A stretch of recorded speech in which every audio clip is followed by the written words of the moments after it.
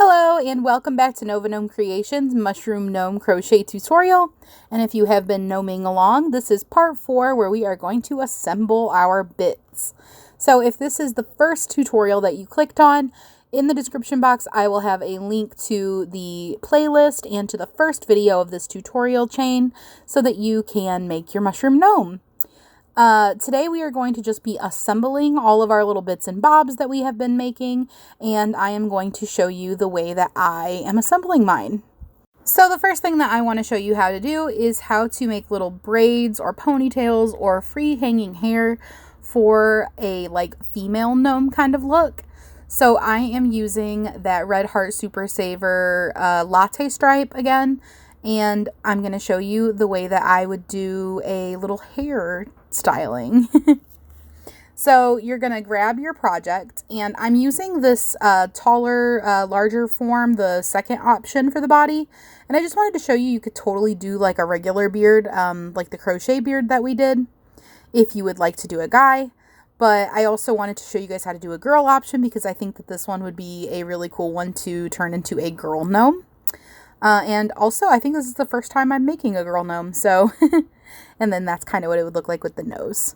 So pick which side you would like to be the front of your work. Both sides are basically the same, so if you have a side that you think looks the best, then go ahead and pick that one, and that can be the front of your work.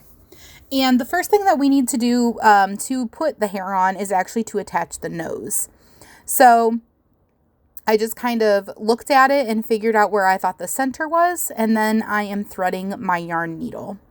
And then I'm going to stick it on there, and if you would like to, you can pin it in place. You can either use actual pins, like sewing pins, or I actually just use another yarn needle and kind of stab it through. I find that it holds it in place better for me than sewing pins does, because this is longer and thicker and just kind of holds it there better. So whatever your preference is, and you can also just hold it there. You don't have to pin it in place if you don't want to. For the nose, you don't really necessarily need to. It would be pretty easy to hold in place, but you know, I want to show you how to do it the easiest way possible. So once you've got it there, you just kind of line it up to the top of your work, and then you're just going to start sewing it on. And the way that I sewed mine on was I go through the loop on the nose, because remember, we didn't close it off into a finished ball. So we have the stitches that go all the way around, and I'm using those to sew it onto my work. So I go through the stitch and through the gnome body, and then I come back up through the gnome body and through the next stitch. And I just complete that all the way around until I get back to the beginning. And then as you get further, you can go ahead and take out whatever it is that you're holding it in place with, if you're holding it in place with something, because it starts to be held in place by your stitches. So just make sure that you're keeping the nose kind of formed the way that you want it to be, and then go all the way around sewing it on. And then once I finished sewing my nose on, I decided to just hide my tail kind of in my nose. So here momentarily I will show you that. But you can also just have the yarn hanging down into the inside of your work. That's totally fine too. You can just have it basically be a little bit of stuffing if you'd like it to be. But in the interest of getting the extra tail out of the way, so I didn't end up with a whole bunch of tails, because that would be a little confusing for you guys to be able to see what I'm doing, I just went ahead and kind of pulled it through the nose a couple of times. And I also, in my final stitch area, I just kind of weave it in a few times, making sure you don't go in and out of the same exact stitch, because you'll just undo what you're doing. But just to kind of secure it at the end. And there is my final stitch, and then I just went ahead and hid that tail inside the nose. So I just kind of poked through, pulled it through. Don't pull super tight so you're not squishing it up, but just hiding it in there. And then you can grab your scissors and you can trim off that excess tail. And you can go back and forth as many times as you want. It's also going to add a little bit of extra stuffing to your nose, so if you feel like you want a little extra stuffing in your nose, that'd be a good way to do it. Just kind of use that yarn to fill it out a little bit. And that's what it's looking like so far. Super cute. And now we are on to the actual beard part, or the hair part, I guess, for this one. I'm going to do little braids, but you are welcome to do little ponytails or like little pigtails or free-flowing hair, however you would like to do it. So I am using this one and this yarn, and I'm just going to lay it across from the top of my work where I'm going to be attaching it down to where the length that I want it to be is. And then I'm going to fold it over. And that is going to be the length I want for my pieces because they're going to be doubled over. And I would always err on the side of making them a little bit longer than you want because you can always trim them. But if you make them too short, then you would just have to redo them. So then I just kind of hold it however is easiest for me to, so that it folds over at the top. And I'm securing the part that is like the tail with my thumb and my other finger kind of holding it there. And I just wound around a whole bunch of times. And then I'm going to cut the yarn where my thumb is. And that's going to make it so that it's a whole bunch of little strands that are the length that I need them to be. And full disclosure, I totally made more hair than I needed to here. But I like to make more than I need rather than less because it's a pain in the butt to have to stop and make new hair every few minutes. Because I have done that before where I vastly underestimated how many I needed. So I made a whole bunch, and then I can either set it aside for a future gnome or I could put it in my little scrap bag, which I use to make other projects. So it's no loss either way. And then when you think you have enough, you're just going to take that part where your thumb was and kind of hold it in your hand. Grab your scissors and then just cut right across. And that should give you the length that you needed for your doubled over yarn. And once you've cut that, you can go ahead and make sure that all of your pieces of yarn are facing the same way. If some of them maybe escaped the being cut, you can go ahead and give them a quick cut. And there you have it. You have these strands for your pigtails or braids or whatever it is that you would like to use them for. So when I'm doing beards, normally I root each hair into a different stitch. But because we're doing a ponytail, I actually am having the hairs come out of the same spot. So I'm going to show you how to attach one hair. And then I'm going to show you how to attach like a bulk of hairs at the same time. And we are going to be using this front loop only that we left unworked, that's up at the top of our work, to attach our hairs into. So you see that ridge there? That is our front loop only stitches that we did not work into. And you can either use the hook size that you've been using for crocheting with or grab an even tinier one if you want to. And that is the easiest way to pull your yarn through the stitches. And then you can pick where you want your hair to go. So you have that whole round of front loop onlys that are not worked and are very easy to attach your hair into. So you could go all the way around even if you wanted your gnome to have a bunch of hair. So you can really pick how you want to do this, but I'm just going to show you how I'm doing pigtail braids. So I grabbed my yarn and then I grabbed my hook, and this is how you root one individual strand. Just go through that front loop only stitch that's unworked and grab your yarn over your hook and pull it through, and then hold on to one side of your yarn and pull the other side through. And that's why we made it long enough to double up, because we are going to have it kind of doubled up over that. And now you can either knot it or you don't have to knot it if you would like to just leave it hanging. It's probably not going to go anywhere as long as you're doing like a braid or something that secures it in. But I like to do a little knot. And then now I'm going to show you how to do like a chunk of hair at the same time, or a chunk of yarn at the same time. And it's literally the exact same thing, but this time you're going to have a chunk of yarn that you're pulling through all at once instead of one strand.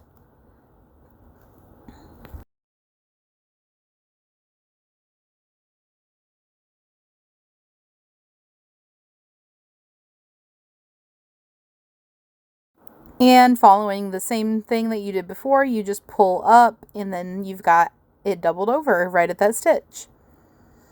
And then I went ahead and knotted it, and knotting it with like a whole bunch of yarn like this does make it like bump up a little bit, but I thought it looked totally fine. This top, line or seam or whatever you want to think of it as, where the yarn is being connected to the body, is not going to be visible with the hat on. So it doesn't really matter what it looks like up at the top. Just if you're happy with the way that it's hanging. if you like the angle of the dangle. So now we're going to move to the other side, and we are going to pull some more yarn up through it. And basically, you're just going to continue to do this until you're happy with the hair. So when you have the thickness that you think is good, you can go ahead and stop, or go ahead and like style it if you want to put it into ponytails, pigtails, braids, whatever. And if you're doing braids like I am, at any point you can stop and just do a little braid and see what the thickness is looking like. So if you do a little braid and you're like, oh no, that's not thick enough, you can add more yarn. And I mean, I guess technically if you added too much yarn, you could always take some away, because we're just doing a simple little knot that's very easy to pull out if you went up there and stuck your hook into it, or your darning needle into it and pulled the loops up. So I'm just doing a little test right here, even though I pretty much knew it wasn't as thick as I wanted it, just to, see how it was looking the way that I was doing it. I was like, oh, that's actually super cute, but not quite the thickness that I want yet. Once you've added in all of the yarn that you would like to use for your little braids, this is how I am doing mine. I'm going ahead and just splitting it into 3 parts and doing a braid. And then once I have my braid, I am using a piece of yarn, and I'm using 2 different colors, one for each braid, to kind of tie a little bow around it. Now, if you've been around my channel for a while, you know that I am notoriously bad at tying bows. So I secure it around it and I tie a little knot, and then I do my best to tie a bow. And I ended up tying like a double knotted bow to try to stick one of the tails down, because I tied my bow and one of the little yarn tails was sticking up.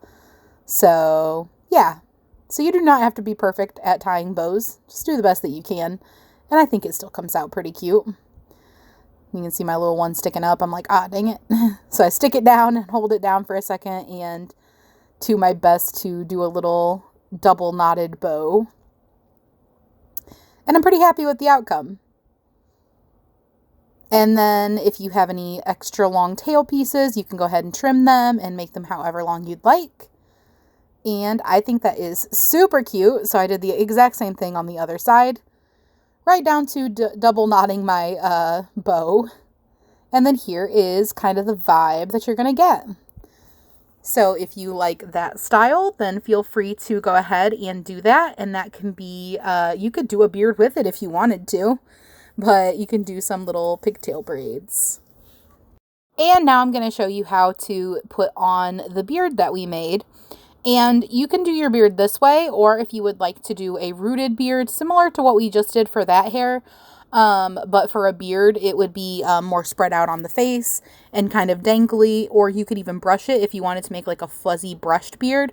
I will link in the description box my super beginner friendly gnome tutorial. The part of it where I did the beard, because I showed you how to root a beard and how to fuzzy a beard really in depth, and you can do it that way if you'd like to. But for this, I crocheted a beard and showed you guys how to crochet a beard, so I'm going to show you how to attach said crocheted beard. We are going to attach it at that same round where we left those front loop onlys empty. You don't have to crochet or sew them to the front loop onlys if you don't want to, but either way, there's still a good guideline of where your beard should be ending so that you can have it in a nice straight line. So for the beard, I'm opting to actually connect my nose to the beard before sewing the beard on, just so that it's one less layer that I have to sew through. If I put the beard on and then put the nose on, I would be sewing the nose through the beard and through the body. So I was like, one less layer, that seems easier. So basically just attach it the exact same way that I showed you before to attach it to the body. You line it up to the top and the middle, and then you're just going to go through and literally do the same thing I just showed to attach the nose to the body.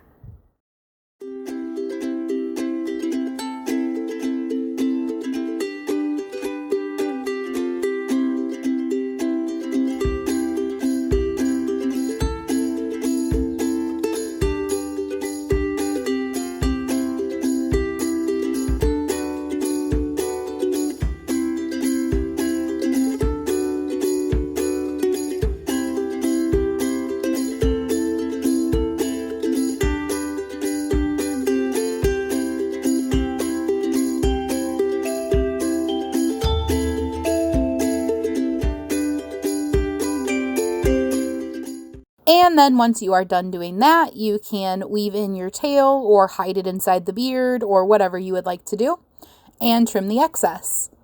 And then we are just going to go ahead and thread the beard yarn onto our needle, and we are going to line that right up to that line. If you would like to, you can use something to pin it in place.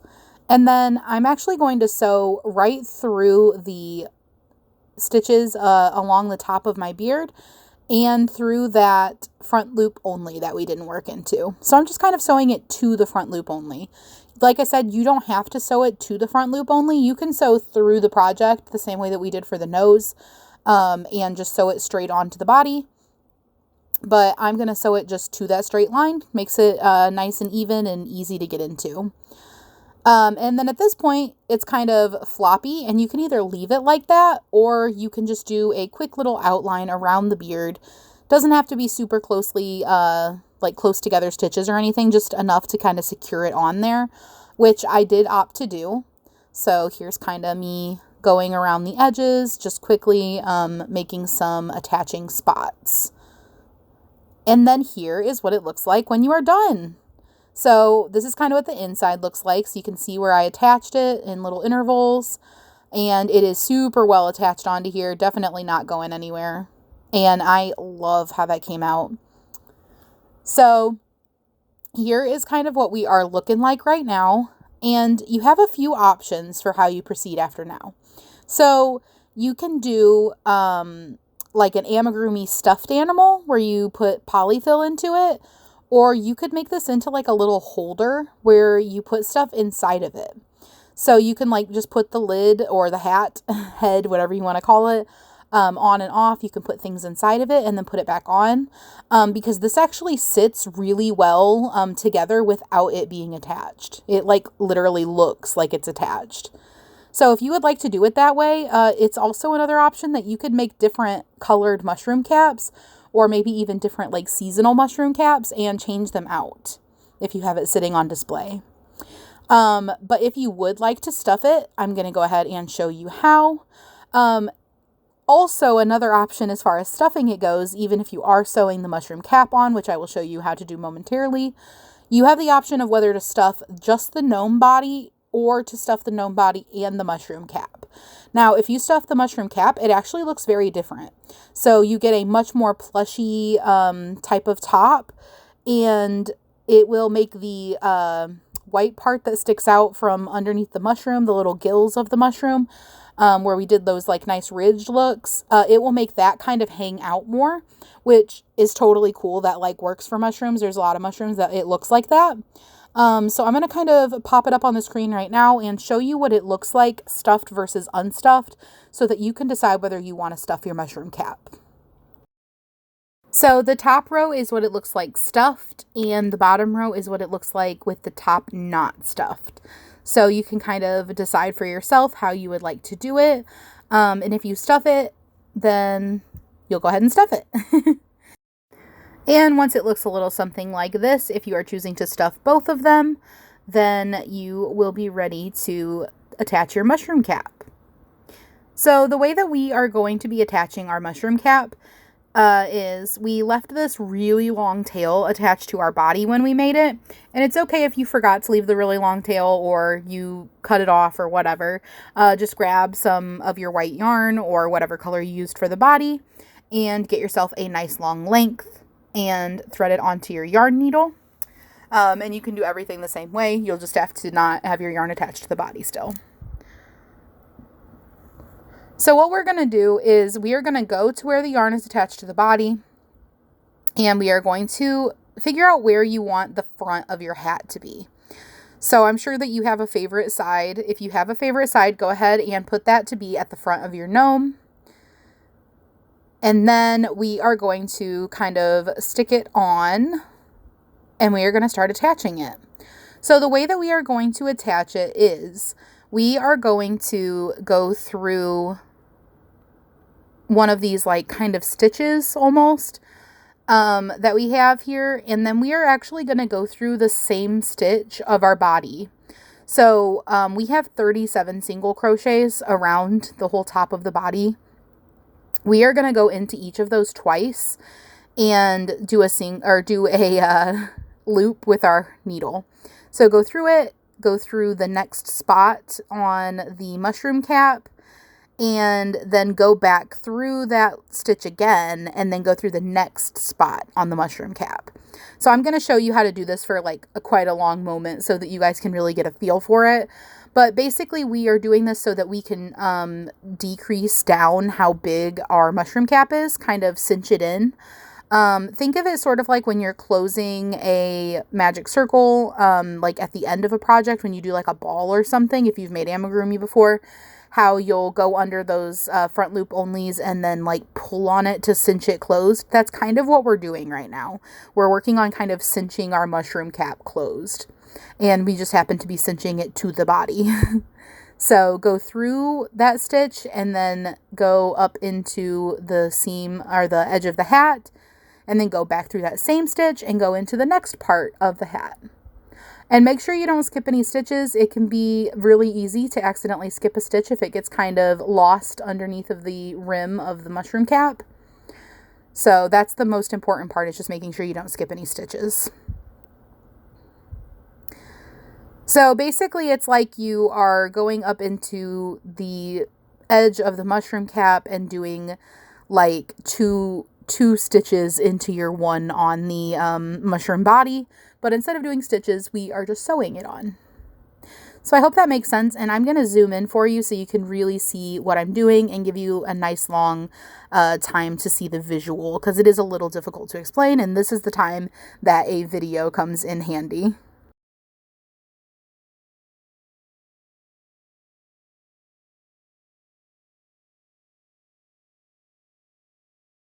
And I will say, don't get stressed out over this part. So if you're like, where exactly am I supposed to be going into on the rim? Don't worry about it.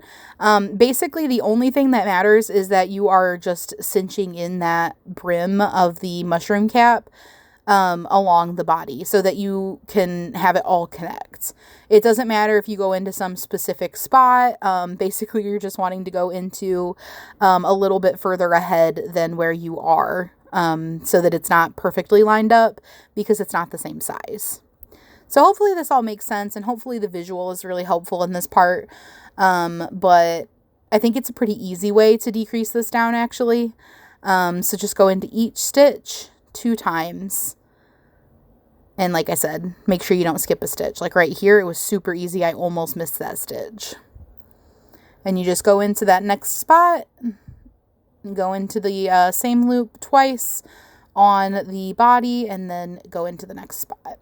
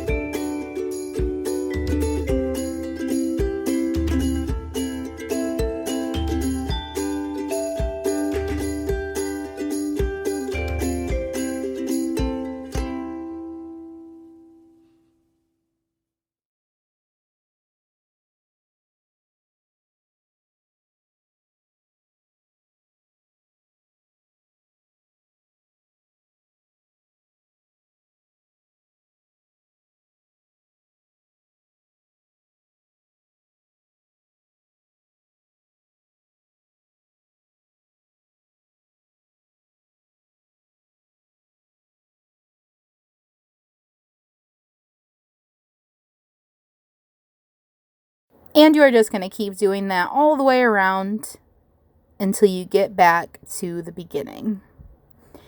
And once you've made your way back to the beginning, you can go ahead and just kind of weave in and out a few times, kind of knotting it up a little bit there. See a little bump there where I've kind of knotted in and out a little bit. And then I'm just going to weave stick my needle through and pull that yarn tail inside of the hat and then cut my excess yarn. So hiding my tail in there because why not? And then boom, you have attached your hat. And doesn't it look so funny like this? It makes me think of like Megamind, like the giant cranium. And it is super duper squishy. It's actually pretty fun to push down on. But at this point, it looks a little funky.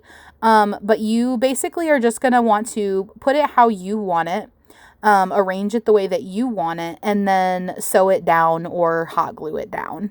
So attaching to like the nose, attaching to like key points to kind of anchor it down. And you're just going to sew it on the same way that you sew on everything else that I've shown you so far. So this is really up to your personal preference, the way that you would like to sew it down. You may want to anchor it down more or less than I do, or in a different way. You can kind of squish this up. That way it, I don't know, forms more of like the mushroom shape. And then do it, or however you like to do it. So go ahead and do that, and then you are actually done with the assembly of your mushroom. And by the way, if you are doing that other mushroom shape where I showed you how to do the braids, the attachment is the exact same. It has the exact same number of stitches at the top. It has 37 single crochets at the top round. So you literally attach it the exact same way.